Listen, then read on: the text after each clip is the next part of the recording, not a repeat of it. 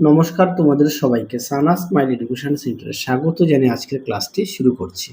আজকে তোমাদের সঙ্গে আলোচনা করব তোমরা যারা নবম শ্রেণীর দ্বিতীয় পর্যায়ক্রমিক মূল্যায়ন পরীক্ষা দেবে তোমাদের জন্য রায় ও মার্টিন প্রশ্নবিচিত্র থেকে আজকে সমাধান করব জীবনবিজ্ঞান বিষয়ের মডেল নম্বর 1 অর্থাৎ 1 নম্বর স্কুলের যে সমস্ত ছোট ও বড় প্রশ্ন আছে তার সমস্ত প্রশ্নের উত্তরের সমাধান করে দেখাবো। চলো দেরি না করে মূল বিষয়ে যাওয়া যাক। একে দেখো মানুষের ছেদক দাঁতের সংখ্যা হলো উত্তরটা লিখবে 4টি অপশন বি। দুই দেখো রক্তবাহী উপস্থিত রক্ত তঞ্চন রোধক পদার্থটি হলো উত্তরটা লিখবে হেপারিন অপশন বি। তিনে দেখো উত্তরটি হবে অপশন সি। তোমরা একটু দেখে নিও প্রশ্নটা, হ্যাঁ আমি মুখে বললাম না। চারে দেখো ফিতাকৃমি রেচন অঙ্গ হলো উত্তরটা লিখবে ফ্লেম কোষ অপশন সি। পাঁচে দেখো প্রদত্ত কোন জোটটি সঠিক, এর মধ্যে সঠিক জোটটি হবে অপশন সি। পরবর্তী প্রশ্ন দেখো বিভাগ ক্ষয়ের প্রশ্ন। দেখো বিভাগ ক্ষয় কি আছে। একে আছে মানব হৃৎপিণ্ডের আবরণ রেখে কি বলে, উত্তর লিখবে পেরিকার্ডিয়াম। দুইয়ে দেখো উত্তরটা হবে এরিথ্রোপয়েটিন। তিনে দেখো উত্তরটা হবে ম্যাগনেসিয়াম। চারে দেখো বীজের শব্দটি বেছে নিয়ে লেখো, এটা হবে লাইপেস। একে দেখো যকৃতে অরনিথিন চক্রের মাধ্যমে ইউরিয়া তৈরি হয়। দুইয়ে দেখো বাষ্পমোচন মাপার যন্ত্রের নাম হবে পোটোমিটার। তিনে দেখো সবাত শোষণে গ্লাইকোলাইসিস কোষের সাইটোপ্লাজমে ঘটে। আশা করি দেখে নিয়েছো। পরবর্তী প্রশ্ন দেখো কি আছে। একে ট্যানিন হলো কার্বনযুক্ত রেচন পদার্থ, এটা সত্য। দুইয়ে দেখো উত্তরটা হবে সত্য। তিনে হবে উত্তরটা হবে মিথ্যা। পরবর্তী দেখো বাম স্তম্ভের সঙ্গে ডান স্তম্ভ মেলাও। এক একটা হবে বি ক্যাফিন, দুইটা হবে সি ইস্ট নিঃসৃত উৎসেচক, তিনটা হবে টায়ারিন অর্থাৎ এ লালা রস।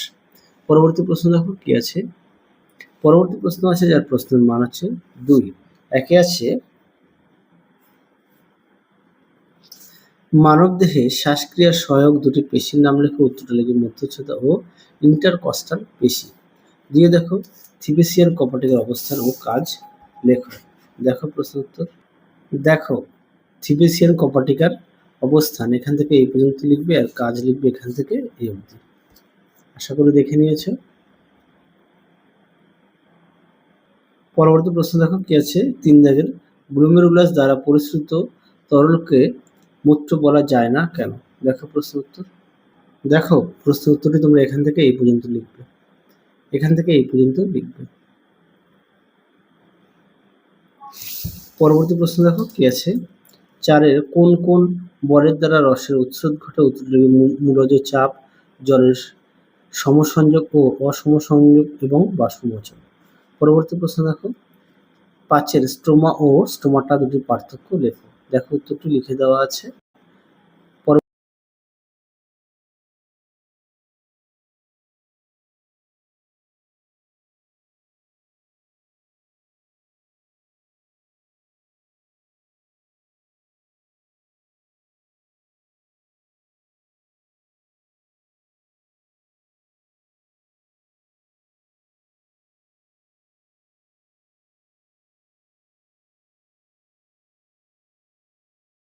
পরবর্তী প্রশ্ন দেখো ফটোলাইসিস বলতে কি বোঝো।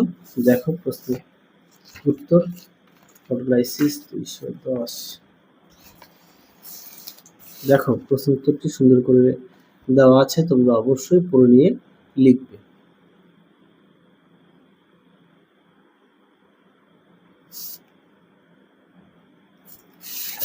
পরবর্তী প্রশ্ন দেখো কি আছে। ইএমপি পদ কাকে বলে। দেখো প্রশ্ন উত্তর। তোমাদের আগের ভিডিওতে সমস্ত বিষয়ের সাজেশন দেওয়া আছে, তোমরা যারা এখনো দেখোনি আমাদের প্লে লিস্টগুলি পেয়ে যাবে। দেখো উত্তরটি তোমরা এখান থেকে এই পর্যন্ত লিখবে। দেখো ইএমপি পদ বলে, এখান থেকে এই পর্যন্ত লিখবে। পরবর্তী প্রশ্ন দেখো বিভাগ ঘয়ের কি আছে। একে আছে নেফ্রনের চিত্র বলেছে। দেখো নেফ্রনের চিত্র দেখো সুন্দর করে দেওয়া আছে, তোমরা অবশ্যই এভাবে আঁকবে এবং বাড়িতে না দেখে অবশ্যই প্র্যাকটিস করবে। পরবর্তী দেখো কি বলেছে মানবদেহে পৌষ্টিকতন্ত্রের চিত্র। পৌষ্টিকতন্ত্র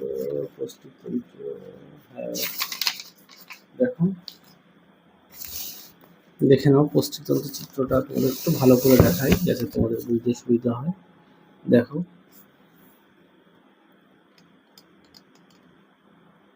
দেখে নাও।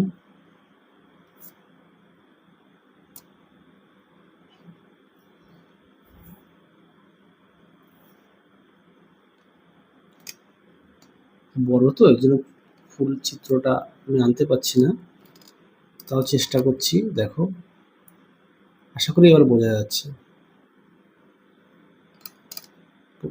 পরবর্তী প্রশ্ন দেখো কি আছে, অবাধ ও সবাধ শোষণের তিনটি গুরুত্বপূর্ণ পার্থক্য লেখো।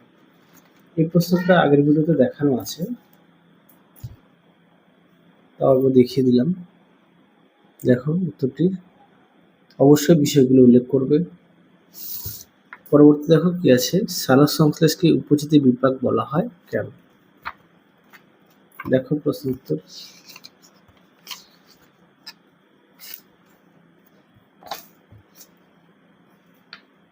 দেখো প্রশ্ন উত্তরটি সুন্দর করে দেওয়া আছে, তোমরা অবশ্যই পড়ে নিয়ে লিখবে, এখান থেকে এই পর্যন্ত লিখবে।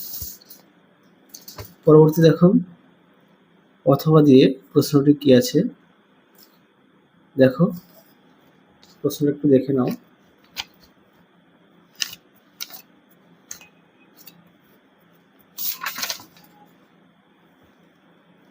কি আছে, একটি শর্করা ভঙ্গ, প্রোটিন ভঙ্গ ও লিপিড ভঙ্গ করছে। দেখো এখানে শর্করা দেওয়া আছে, দেখে নাও।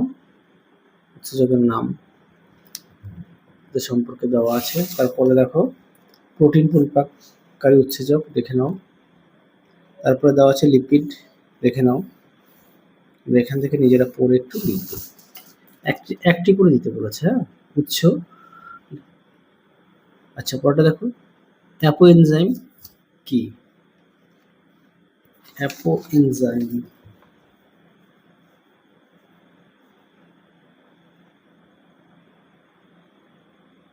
দেখো, অ্যাপো এনজাইম কি, এখান থেকে এই পর্যন্ত উত্তরটা লিখবে। উদাহরণ দেখো, পেপসিন, এখান থেকে এগুলো লিখবে। পরবর্তী দেখো কি আছে, 3 দাগের রক্ততঞ্চলের বিভিন্ন পর্যায়ে ছকের সাহায্যে দেখাও। দেখো প্রশ্ন উত্তরটি দেখে নাও, তোমরা অবশ্যই ভালো করে পড়বে, পড়ে নিয়ে না দেখে বাড়িতে লেখার চেষ্টা করবে।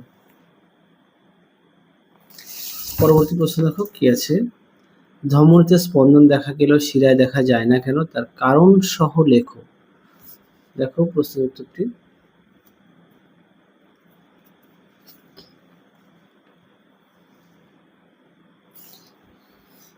তোমরা উত্তরটি এখান থেকে লিখবে, এখান থেকে এই পর্যন্ত লিখবে। পরবর্তী দেখো কি আছে, বলেছে উদ্ভিদের 3টি নাইট্রোজেন যুক্ত রেচন পদার্থের নাম ও তাদের অর্থকারী গুরুত্ব লেখো। দেখো প্রশ্ন উত্তর, দেখো তোমরা এখানে নাইট্রোজেন যুক্ত বলেছে, তোমরা এখান থেকে পড়ে নিয়ে একটু লিখবে, এখান থেকে নামগুলো দেবে আর উৎস দেবে আর অর্থকারী গুরুত্ব দেবে।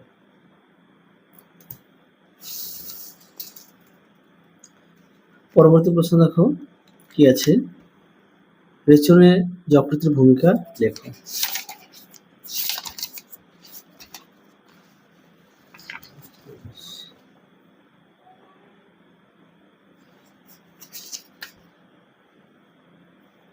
দেখো প্রশ্ন উত্তরটি তোমরা এখান থেকে এই পর্যন্ত লিখবে।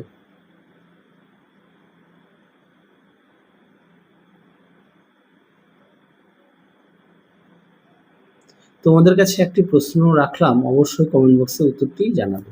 প্রশ্নটি হলো, মূত্রে উপস্থিতি 2টি রঞ্জক পদার্থের নাম লেখো। আরো একবার বলি, মূত্রে উপস্থিতি 2টি রঞ্জক পদার্থের নাম লেখো। অবশ্যই এই প্রশ্নের উত্তরটি তোমরা অবশ্যই কমেন্ট বক্সে জানাবে। তাহলে চলো আজকের মতো এখানেই সমাপ্ত করছি, আবার দেখা হবে পরবর্তী ভিডিওতে। তোমরা সবাই সুস্থ থেকো, ভালো থেকো। আজকের মতো টাটা।